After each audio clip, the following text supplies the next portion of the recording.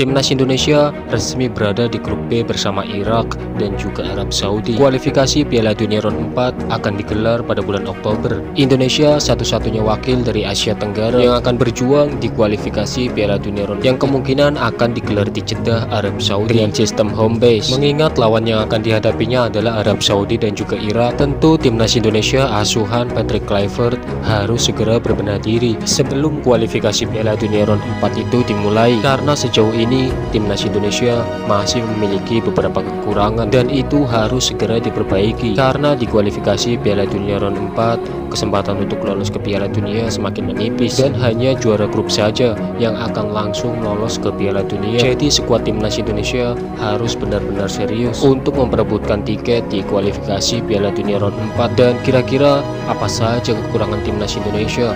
Yuk coba kita ulas secara taktikal.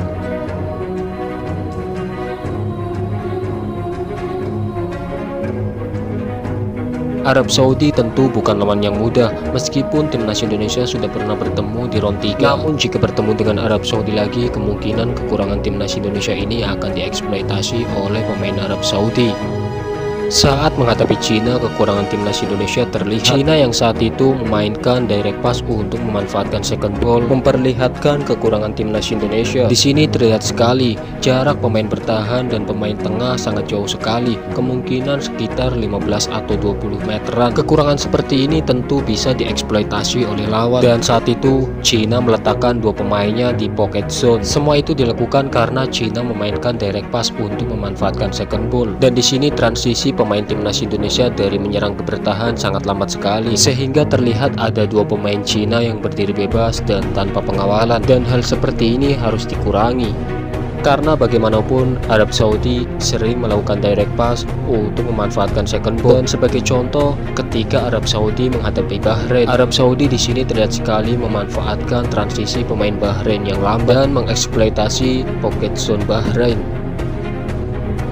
Di sini pemain Arab Saudi terus melakukan build up, tujuannya untuk mencari titik kelemahan di pertahanan Bahrain, dan di sini pemain Arab Saudi akan mengembalikan bola ke belakang untuk menciptakan trigger press. Nah, setelah mengembalikan bola ke belakang, secara otomatis pemain depan dan satu pemain tengah Bahrain akan tertarik. Dan setelah pemain Bahrain tertarik, di sini kiper Arab Saudi akan melakukan direct pass untuk memanfaatkan second ball dan juga memanfaatkan transisi pemain Bahrain yang sangat telat. Nah, dan di sini terlihat ada tiga pemain Arab Saudi yang berada di pocket zone, dan di sini pemain Arab Saudi berhasil mendapatkan second ball dan itu langsung dimanfaatkan. Di sini terlihat wingback Arab Saudi naik dan berdiri bebas tanpa pengawalan, dan di sini back Arab Saudi melakukan early cross dan terciptalah gol ke gawang Bahrain. Gol ini tercipta jelas sekali pemain Arab Saudi memanfaatkan zone Bahrain dan juga memanfaatkan transisi pemain Bahrain yang sangat lambat. Dan kebetulan Timnas Indonesia juga memiliki kelemahan dalam transisi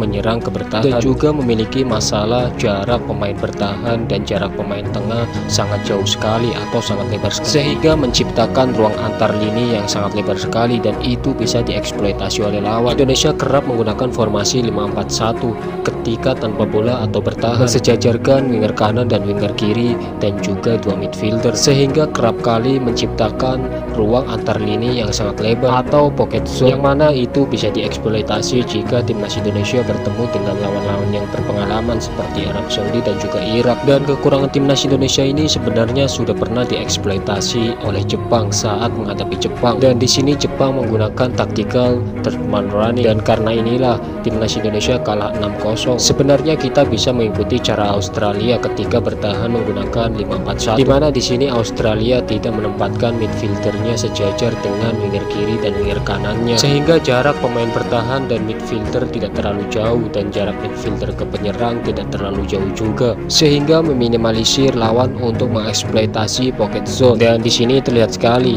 pemain Arab Saudi kesulitan menembus pertahanan Australia, dan double pivot Arab Saudi yang ditempatkan di ruang antar lini Australia tercover oleh midfielder Australia, sehingga di sini pemain Arab Saudi memilih melakukan direct pass ke width area sebelah kiri Australia, namun tidak berhasil juga. Dan mengapa saya mengatakan ini adalah 5-4-1 bukan 5-2-3? Tentu ada alasannya. Australia saat bertahan rendah menggunakan 5-4-1, di mana midfielder dan juga winger kiri dan winger kanan sejajar, sehingga pertahanan terlihat sangat rapat sekali, bukan? Sebenarnya masih ada lagi kekurangan timnas Indonesia yang harus segera diperbaiki, namun saya tidak akan membahasnya terlalu dalam. Yang pasti pemain timnas Indonesia harus memperbaiki transisi menyerang ke bertahan dan sebaliknya. Selain itu, pemain timnas Indonesia juga harus memperbaiki fisiknya, karena setelah era Sintayong terlihat pemain Indonesia menurun secara fisik. Karena di round keempat nanti pastinya Arab Saudi dan juga Irak akan bertarung habis-habisan untuk memperebutkan satu tiket lolos ke Piala Dunia. Jadi Patrick Kluivert maupun pemain timnas Indonesia harus mempersiapkan diri dengan baik dan juga mengevaluasi di mana kekurangan skuad dan juga di mana kekurangan taktiknya. Dan yang pasti sebelum bertanding tim pelatih harus melakukan analisa terhadap lawan, dan setelah itu harus membuat meeting dengan pemain untuk menyepakati taktikal apa yang akan digunakan untuk menghadapi Arab Saudi dan juga Irak nantinya.